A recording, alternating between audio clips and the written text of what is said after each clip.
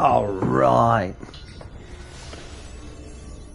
Let's get this show on the road. The ending to Assassin's Creed 2. Quite a journey, but we're gonna get it done. All right. Hop to it. Mangione. Alright, I want to check if I have all that I need. Let's see. Have all the apothecary? I do. Do I have all my pouches? I do. Armor. Don't really need to repair it. My ammo. All filled up. Let's get on in there. I got all the upgrades, right? Good to see you, Ezio. Care for a bit of practice? Oh, I forgot to show people this, that you could get upgrades. Whoopsie. I'll have to show that again later. Yep, bought all that. Well played, my friend. Let's hop to it. Alright. It's my money. Yeah, don't need it, but more money doesn't hurt. Salute, Claudia. Salute, Claudia. A presto, Ezio. Let's see. Done, and done. Yeah, pretty much. All we're waiting on is to defeat our final foe. A presto, Ezio.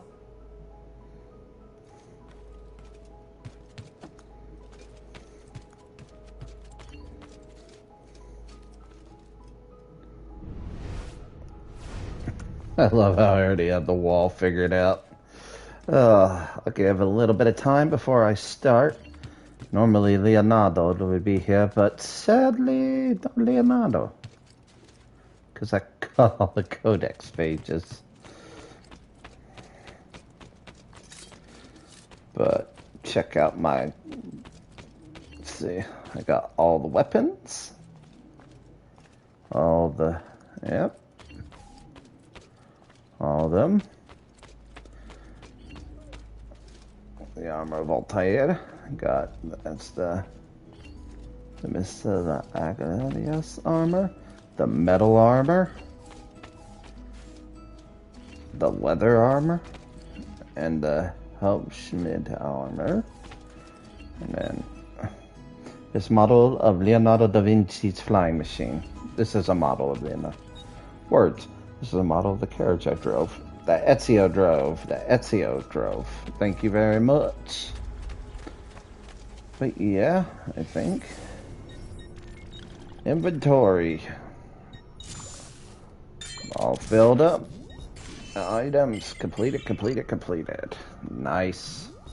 Outfits. Got all the outfits. And I know the new trick now, so we'll get to that. Weapons. Done. Done.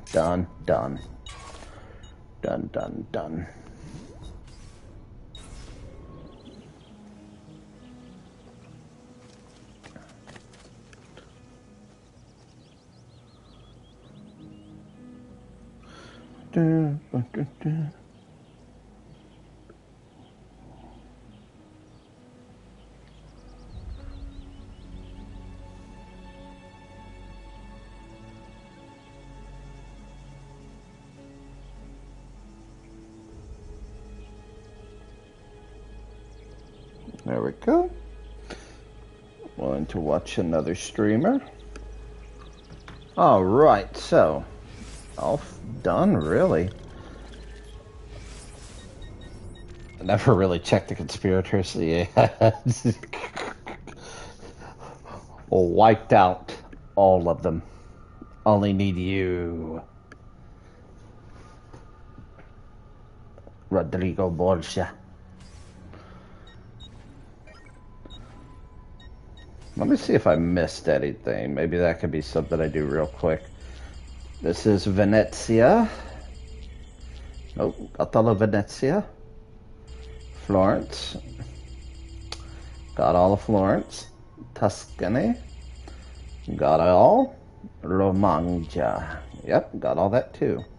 Might read some of these first. I always like reading these a lot. Let's see. Venezia. Likely established sometime around the late 7th century, Venice's lagoon-locked location was a result of Byzantine settlers attempting to hide from Lombard invaders.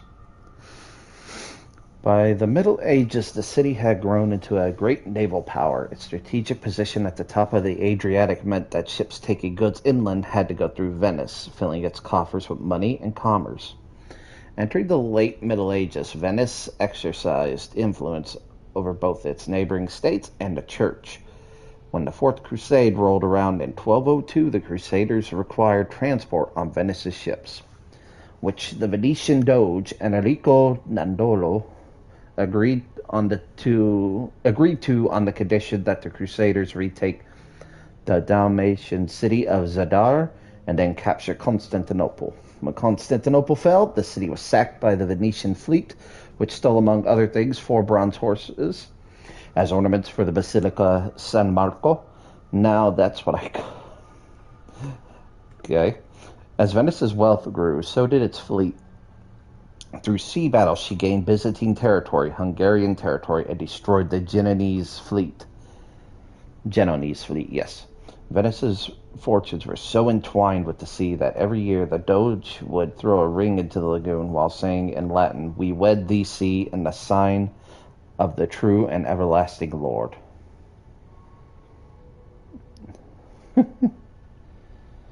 Despite much eye-raising about the godliness of sea-human relations, the Pope sanctioned the marriage. By the end of the 15th century, Venice was quite possibly the wealthiest city in the world, and the second largest city in Europe after Paris. But the rest of Europe had had enough. France, Spain, Austria, and Hungary joined together in the League of Cambrai,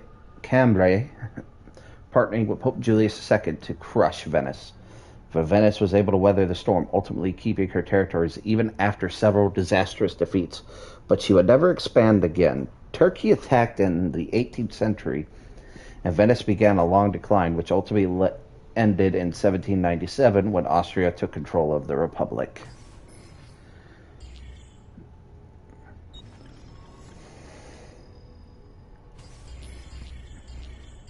Sad, really. It's probably the one place on Earth I would love to go see, but it's sinking, so by the time I'm able to see it, it's going to be underwater. But it is quite stunning. Venice is. As is Florence, don't get me wrong there.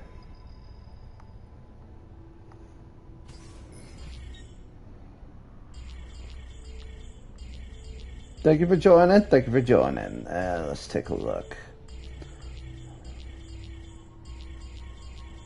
Where is it? San Gimignano. Named after Saint Geminus, who supposedly conjured up a dense fog to save the city of Modena from Attila the Hun. San Gimignano was founded in the 3rd century. The city grew from the 10th century onward as a stopping point along the pilgrimage route to Rome. In 1199, once its citizens grew wealthy, San Gimignano separated from the bishops of Volterra and became self-governing. The city's distinctive towers were created as its wealthy citizens competed to display how much money was actually in their pockets. In its heyday, the city had 72 towers. But the plague of 1348 decimated San Gimignano. Without money for upkeep, the town started to fall apart. The council appealed to Florence, and Florence took control.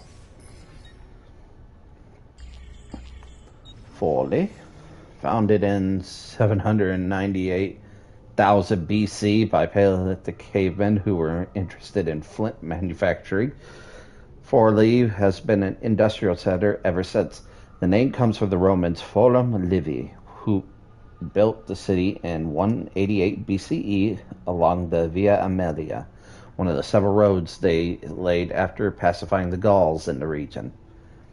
After Roman rule, it went from Lombard hands into church hands and then became an independent republic in 889, infuriating the Vatican, which spent the next 400 years trying to get it back. On top of Rome's constant manipulations, Forli had to deal with a steady stream of Goth, Byzantine, Lombard, and Frank marauders for the next few centuries, along with annual flooding, which was finally brought under control by diverting nearby rivers away from the city center in 1050. Like most independent republics, Forli became a military dictatorship at the end of the 13th century, and it was passed to the Ordelaffi family, who, despite having a line with its tongue playfully sticking out as a crest, were not all that cute or nice. In 1480, with the Ordelaffi fighting amongst themselves over the chain of succession, the Pope stepped in and gave the city to his nephew, Girolamo Riario. But things didn't really go as planned for the Pope. Girolamo was killed. The city passed to his wife, Caterina Sforza, the Amazon of Forli, who fought tooth and nail to prevent the Vatican from taking control. Ultimately, however, Caterina was vanquished and Forli passed into church hands.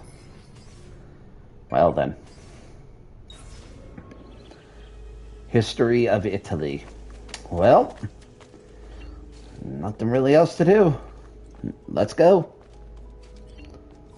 Ezio! It is time, Uncle. Let us finish what you and my father started all those years ago. Indeed. Perhaps now we can finally make sense of this prophecy and put a stop to whatever it is the Spaniard is plotting. We should start by locating the vault. The Codex pages will lead us to it. Let's take a look. Decipher the Codex pages to discover the location of the vault. Watch how fast this... Oh, wait. Rodrigo Borgia. Rodrigo Borgia, aka the Spaniard. A dark stain on human history, Rodrigo left a trail of blood a mile wide on his quest to unify Italy under the Templar banner. Anyone who opposed him ended up in little pieces inside a sack, or, if he was in a good mood, poisoned. Once he was crowned Pope, Rodrigo, or should I say Alexander VI, used his influence to wage war with any city that held out against the Templars. And then there were the rumoured X-rated atrocities. Hundreds of courtesans brought to the Vatican by the cartload, and the Pope's close friendship with his illegitimate daughter, Lucrezia. Oh yeah, and did I mention the killings never stopped? Throughout all his public debauchery, Rodrigo was quietly murdering his enemies behind the scenes, consolidating Templar power for the moment when they would seize control. Leader of the Italian Templars and noble. Date of birth, 1431. Rodrigo Borgia. Alright. Hey, Zeno. What's up, my man? We're about to get started. Let's go. Yep. Set this. Oh, interact. Come on. What? Are you gonna... So, where are we? Well, we are... The vault plate, that's not what I wanted. We are about to start. We are doing X marks the spot, decipher the codex pages to discover the location of the vault. Put the codex pages into proper places on the wall. Well, I already did that, so there we go.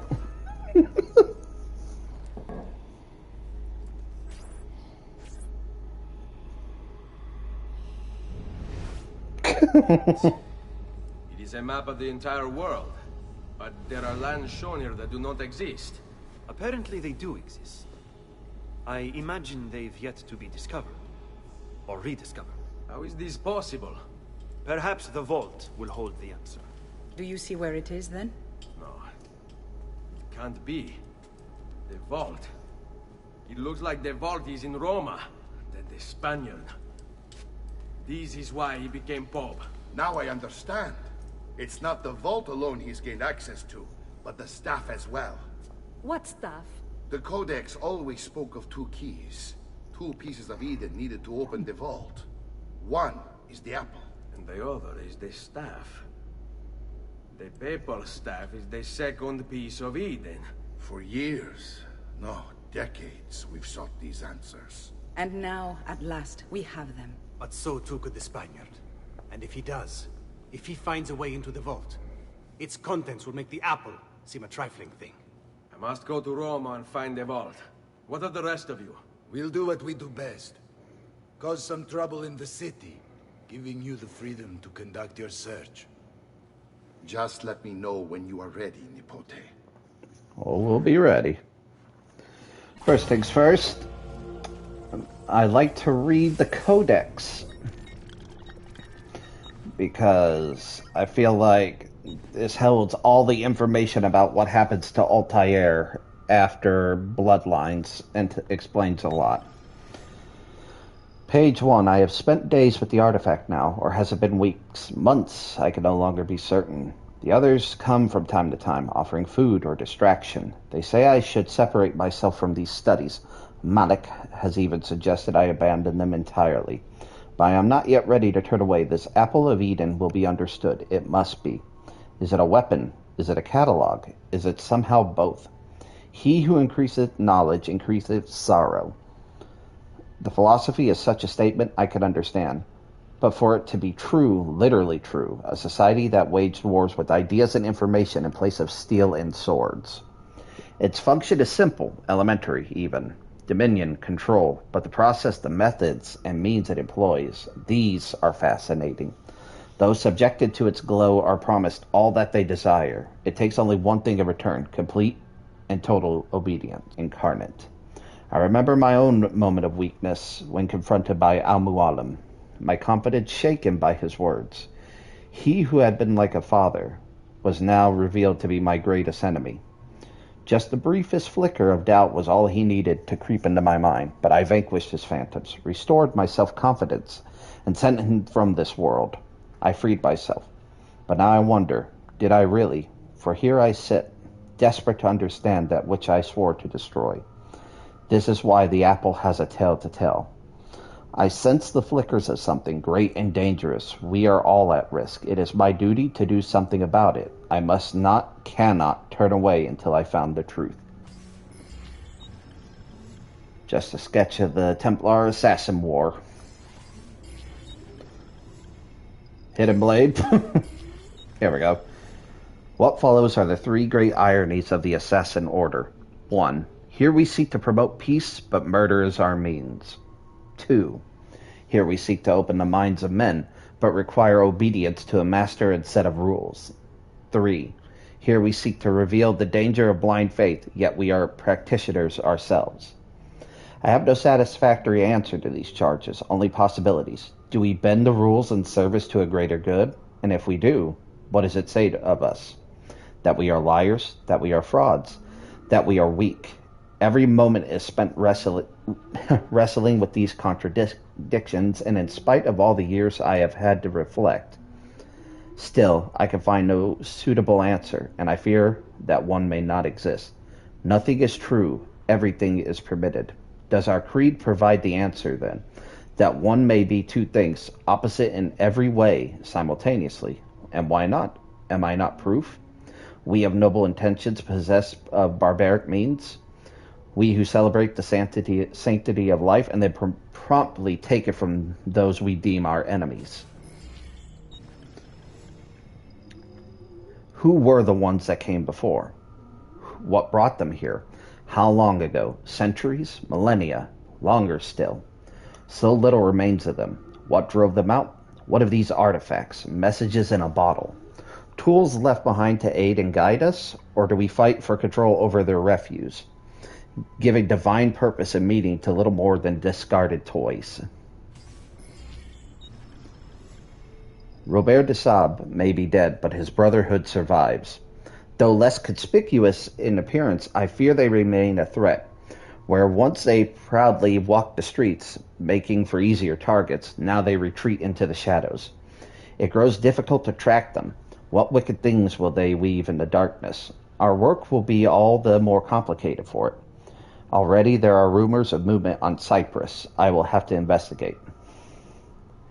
It made me realize that our tactics, too, must change. It means an end to our fortresses, to our penchant for spectacular displays of public assassinations. We must weave our webs quietly, and we must do so differently than we have in the past. Though I ask my brothers now to abandon their rituals, I do not ask that they abandon the creed. This is what makes us assassins. Not the removal of a finger, not a false promise of paradise, not the prohibition of poison. Our duty is to the people, not to custom. If we must sneak, we shall sneak. If we must use poison, we shall use poison. If our blades must be used without removing fingers, we shall not demand they be taken. And we shall not manipulate our initiates with lies and parlor tricks. We shall speak plainly and honestly. We shall be made anew. I had thought Ada would be the one to lead me to rest, that I might lay down my blade and live as a normal man. But now I know such dreams are best left to sleep. Her face. I try to banish it from my mind, as I remember the days and nights during which I chased her Templar captors across the sea. I almost got to them in time. Almost. All this? It changes. It's probably in between a lot of things. From what we gathered, in Bloodlines, he started writing the Codex. So it could be during when he is, heading to Cyprus at this time.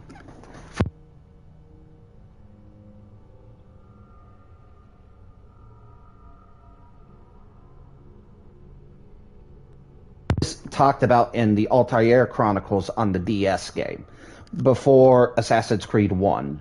Basically, it's the origins of Altair before he became the character we know in Assassin's Creed 1.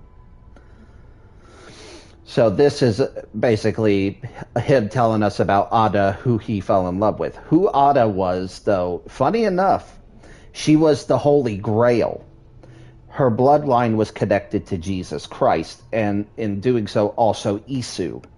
So it's interesting in that one that when they're looking for the Chalice or the Holy Grail, they were looking for Ada, the Templars and the Assassins. So it's interesting that that game is really good on DS. Hopefully one day I can play it on an emulator and show everybody it, but it's a really good one, and it tells a lot about Altair as a character and why he is the way he is in the first one. Why he seems so cold at first and uncaring is because of, well, what happens here. Her face I tried to banish from my mind as I remember the days and nights during which I chased her Templar captors across the sea. I almost got to them in time. Almost. If I had only been faster. Instead, I held her lifeless body in my arms. Saw the terror reflected in her fixed, unblinking eyes. I hunted each man, one by one, until all responsible were gone from the world. But there was no joy in this, no satisfaction or release. Their deaths did not bring her back, did not heal my wounds. After that, I was uncertain I would never feel again for a woman as I had for her. I am fortunate to have been wrong. Let's see. Why do our instincts insist on violence? I have studied the interactions between different species. The innate desire to survive seems to demand the death of the other. Why can they not stand hand in hand? So many believe the world was created by the hand of a divine power, but I see only the designs of a madman, bent on celebrating destruction and desperation. Our origins seem chaotic, unintended, purpose and being instilled solely by the passage of time, imposed first by nature and later men. Over time, any sentence uttered long and loud enough becomes fixed, becomes a truth, provided, of course, you can outlast a dissent and silence your opponents. But should you succeed and remove all challengers, then what remains is by default now true. Is it truth in some objective sense? No. But how does one ever achieve an objective point of view? The answer is you don't. It is literally physically impossible. There are too many variables, too many fields and formula to consider. We could try, of course. We could inch closer and closer to a revelation, but we'll never reach it. Not ever. And so I have realized that so long as the Templars exist, they will attempt to bend reality to their will. They recognize there is no such thing as an absolute truth, or if there is, we are hopelessly under-equipped to recognize it. So in its place, they seek to create their own explanation. It is the guiding principle of their so-named New World Order. About artifacts, not about men. These are merely tools. It's about concepts. Clever of them. For how does one wage war against a concept? It is the perfect weapon. Alter the world around us in numerous, often violent ways. You cannot kill a creed, even if you kill all its adherents. Destroy all of its writings. These are a reprieve at best. Someone, someday, will rediscover it, reinvent it. I believe that even we, the assassins, have simply rediscovered an order that predates the old man himself. The Hidden Ones. So I feel like whoever, I think it was Darby McDevitt, if not, I believe it was somebody else who wrote the story of Origins. They probably referenced this to this point for the Hidden Ones. So it would make sense. And probably at that time when they were reading it, they were saying, okay, Templars could be the Order of the Ancients. So this makes sense. So, yeah, I fully believe this whole concept and this sentence of have simply rediscovered an order that predates the old man himself. The Hidden Ones. And that's just a picture of that. Let's see. Attis, Dionysus, Horus, Krishna, Mithra, Jesus. Similar stories color their lives. Too similar, I think. Divine birthright, persecution, disciples. Miraculous acts, resurrection. How is it possible? Perhaps it isn't. Merely a single order. No. In fact, none of them did. That's why the discovery of Bayek and Aya was so important in Origins that Layla found them. Even William Miles did not